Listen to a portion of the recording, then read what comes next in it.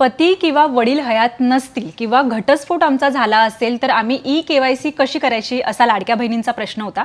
त्याच्यावर आता सरकारने तोडगा काढलाय। जर तुमचे वडील किंवा तुमचे पती हयात नसतील तर त्यांचं मृत्यू प्रमाणपत्र जे आहे ते तुम्हाला अंगणवाडी सेविकांकडे जमा करायचे आणि ज्या लाडक्या बहिणींचा घटस्फोट झालेला आहे त्यांनी घटस्फोट प्रमाणपत्र जे आहे ते अंगणवाडी सेविकांकडे जमा करायचे। तर त्यांचं मृत्यू प्रमाणपत्र जे आहे ते 31 डिसेंबर 2025 पर्यंत अंगणवाडी सेविकांकडे जमा करायचे। सोबतच तुम्हाला ई-केवायसी पण पूर्ण करायची आहे आणि ई-केवायसी जी आहे ती 31 डिसेंबर पर्यंतच पूर्ण करायची आहे। सोबतच ज्यांना काही ई-केवायसी करताना अनेक अडथळे येतात, म्हणजे तिथे जे ऑप्शन्स दिले गेलेले आहेत ते सिलेक्ट होत नाहीयेत किंवा फॉर्म सबमिट होत नाहीये, त्यांच्यासाठी आता वन टाइम एडिटचं ऑप्शन देण्यात आलंय। म्हणजे तुम्ही परत लाडक्या बहीणची जी वेबसाईट आहे त्याच्यावर भेट द्या, ladkibahin.maharashtra.government.in ही त्याची साईट आहे, त्याच्यावर भेट द्या।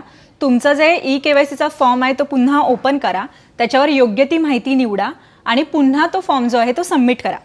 लाडक्या बहिणींना अनेक अडथळे येत होते, तो फॉर्म सबमिट होत नव्हता, पण आता सरकारने त्याच्यामध्ये काही सुधारणा केल्यात आणि लाडक्या बहिणींना सांगितले की तुम्ही पुन्हा ई-केवायसी करून घ्या।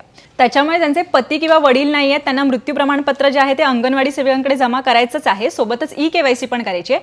आणि ज्यांची ई-केवायसी राहिली आहे त्यांनी पुन्हा लाडक्या बहिणीच्या साईटला भेट द्या आणि पुन्हा ई-केवायसी जी आहे ती रीएडिट करा आणि योग्य ते ऑप्शन निवडून तुमची केवायसी सबमिट करा। त्याच्यानंतर तुम्हाला लाडक्या बहिणीचा हप्ता जमा होईल।